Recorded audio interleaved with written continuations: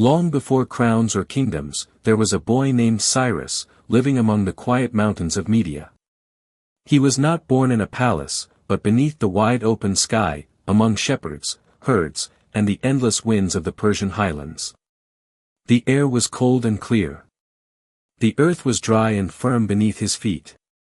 In the early mornings, he would walk with the sheep, listening to the stillness of the wild landscape. At night, he sat beside small shepherd fires, watching the flames dance and listening to the elders tell stories of ancient tribes, of gods, and of the land that one day would be united under one gentle rule. Often he watched eagles glide high above the mountain peaks. He saw how they moved with patience, with vision, with quiet strength. In those silent, unhurried days, Cyrus learned the ways of nature, endurance, awareness, and respect for all living things. He did not yet know he would become a king.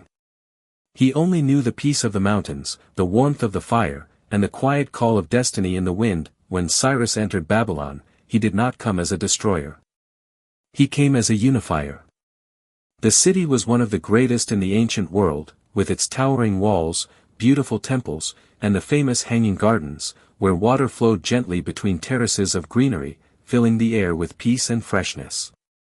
Cyrus respected the gods of Babylon.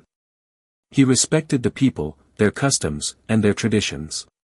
He did not wish to break their world, but to lift it up and weave it into something larger, safer, and more peaceful. One of the most famous and beloved stories of Cyrus is his liberation of the Jewish people from exile. For many years, they had been displaced from their homeland, forbidden from returning to rebuild their temple. When Cyrus took Babylon, he issued a decree allowing them to return, to rebuild, and to worship freely. This act was not one of power, but of mercy. It showed that his strength existed not to crush, but to protect. Another famous story is told in the Cyrus Cylinder, an ancient clay artifact that many call the first declaration of human rights. It speaks of peace, of ending oppression, of calming the hearts of the people, and of bringing stability to a war-torn world. Under Cyrus, different nations, languages, and faiths lived together under one law, one protection, and one gentle authority. This was his true greatness, not conquest, but kindness. Though Cyrus ruled over millions of people and vast lands, he lived simply, with clarity and peace. In his beloved palace of Pasargadae, he followed a quiet, gentle daily life. Each morning, he rose early and walked alone on the wide stone steps, breathing in the cool morning air, meditating quietly. He did not surround himself with noise or flattery. He valued thought more than praise. He took great care in the smallest things. He studied the irrigation systems that brought water to the orchards and fields, understanding that a kingdom was not built on battles alone, but on feeding its people, caring for the land, and sustaining life. He listened more than he spoke. He learned from every nation he united. He believed that wisdom could be found in any culture, any tradition, and any person. His rule was calm, steady, and just.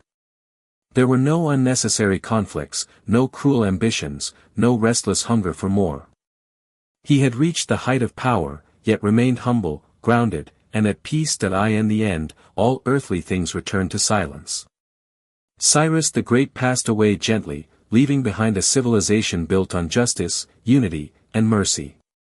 His tomb stands in Pasargadae, simple, solid, and beautiful, made of quiet stone that has stood for thousands of years. No gold. No overwhelming statues. No loud glory. Only a calm, lasting resting place, surrounded by the wind and the stars. The narration repeats softly, gently, like a prayer. I am Cyrus, king of Persia. I am Cyrus, king of Persia. I am Cyrus, king of Persia.